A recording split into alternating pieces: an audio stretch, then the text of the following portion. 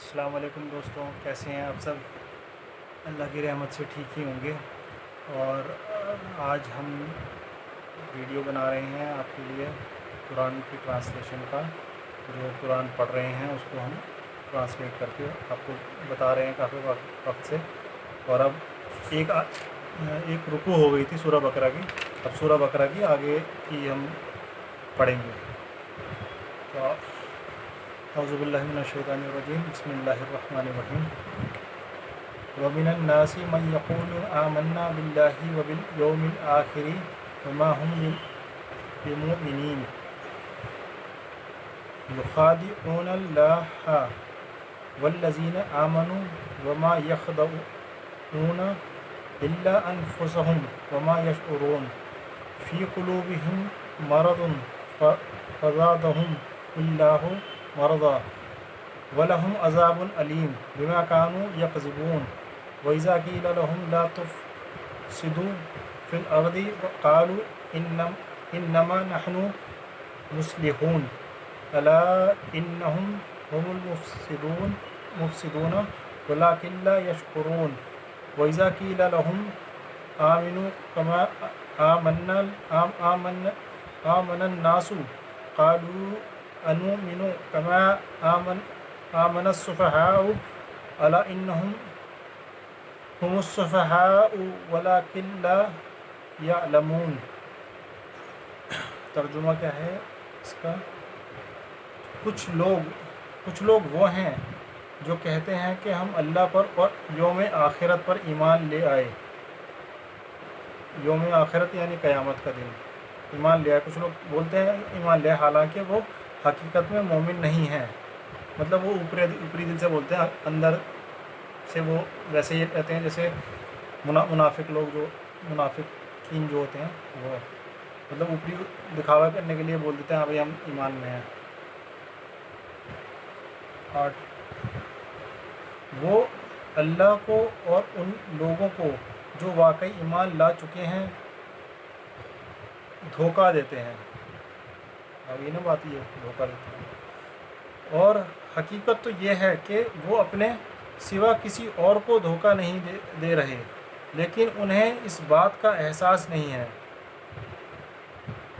ان کے دلوں میں روگ ہے، چنانچہ اللہ نے ان کے روگ میں اور اضافہ کر دیا ہے، اور ان کے لیے دردناک سزا تیار ہے، کیونکہ وہ جھوٹ بولا کرتے تھے۔ اور جب ان سے کہا جاتا ہے کہ تم زمین میں فساد نہ مچاؤ تو وہ کہتے ہیں کہ ہم تو اصلاح کرنے والے ہیں۔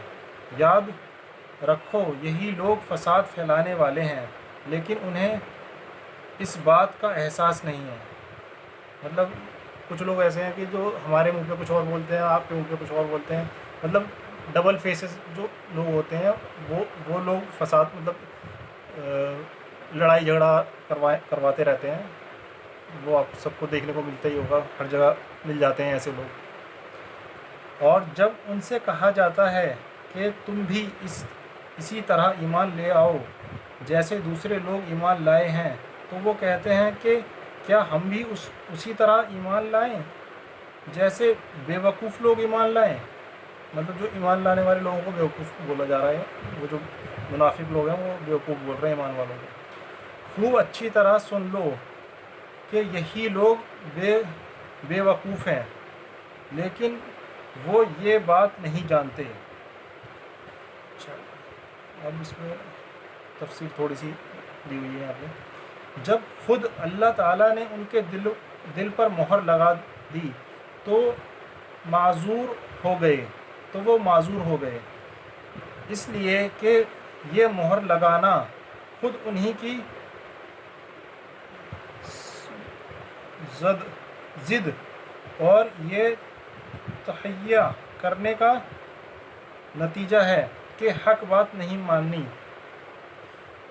سورت کے شروع میں پہلے مومنوں کے اوصاف اور ان کا انجام بیان فرمایا گیا، پھر ان لوگوں کا ذکر ہوا جو کھلے کافر ہیں۔ اب یہاں سے ایک تیسرے گروہ کا بیان ہو رہا ہے جسے منافق کہا جاتا ہے۔ یہ لوگ ظاہر میں تو اپنے آپ کو مسلمان کہتے تھے مگر دل سے مسلمان نہیں تھے۔ منافق کا صحیح معنی آ گیا ہے یہاں پہ، دوبارہ پڑھتا ہوں ایک بار سمجھنے کے لیے۔ سورت کے شروع میں پہلے مومنوں کو اوصاف اور ان کا انجام بیان فرمایا گیا، پھر ان لوگوں کا ذکر ہوا جو کھلے کافر ہیں۔ اب یہاں یہ ایک تیسرے گروہ کا بیان ہو رہا ہے جسے منافق کہا جاتا ہے۔ یہ لوگ ظاہر میں تو اپنے آپ کو مسلمان کہتے تھے مگر دل سے مسلمان نہیں ہوئے تھے، یعنی بظاہر تو وہ اللہ اور مسلمانوں کو دھوکہ دینا چاہتے ہیں، لیکن حقیقت یہ ہے کہ وہ خود اپنے آپ کو دھوکہ دے رہے ہیں، کیونکہ اس دھوکے کا انجام خود ان کے حق میں برا ہوگا۔ وہ سمجھ رہے ہیں کہ اپنے آپ کو مسلمان ظاہر کر کے وہ کفر کی دنیاوی انجام سے بچ گئے، حالانکہ آخرت میں ان کو جو عذاب ہوگا وہ دنیا کے عذاب سے زیادہ سنگین ہے۔ یہ وہی بات ہے جو پیچھے آیت نمبر 7 میں کہی گئی تھی، یعنی شروع میں انہوں نے اپنے اختیار سے اس گمراہی کو اپنایا اور اس پر اڑ گئے۔ یہ ان کے دل کی بیماری تھی، پھر ان کی ضد کے نتیجے میں اللہ تعالیٰ نے ان کی بیماری کو اور بڑھایا کہ اب انہیں واقعی ایمان لانے کی توفیق نہیں ہوتی۔ تو جو لوگ جو ضد پہ اڑ جاتے ہیں تو پھر اللہ بھی ان سے جو ایک سمجھنے کی جو یا ہدایت ملنے کی جو ایک ذریعہ ہوتا ہے، اللہ اس کو بند کر دیتا ہے۔ اللہ ان کے دلوں پہ مہر لگا دیتا ہے کہ اب بھیا تم لوگ جیسا کام کر رہے تھے ویسے ہی کرتے رہو، اب کسی کے سمجھانے سے تمہارے سمجھ میں آئے گا ہی نہیں، میں نے وہ اس پہ مہر لگا دی، میں نے تم کو تمہارے ہدایت کے دروازے بند کر دیے ہیں۔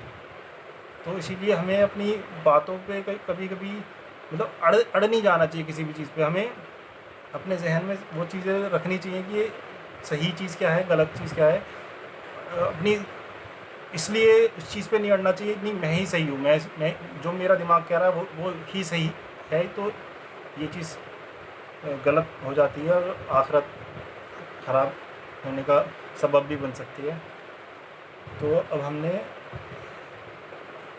13 رکوع تک پڑھ لیا، ابھی 8 رکوع سے 13 رکوع تک پڑھا ہے۔ تو اب ہم دوبارہ سے پھر ملیں گے آگے اپنی اگلی ویڈیو کے لیے۔ تب تک کے لیے دعاؤں میں یاد رکھیے اور سب کے لیے دعا کریے۔ چلیے، اللہ حافظ۔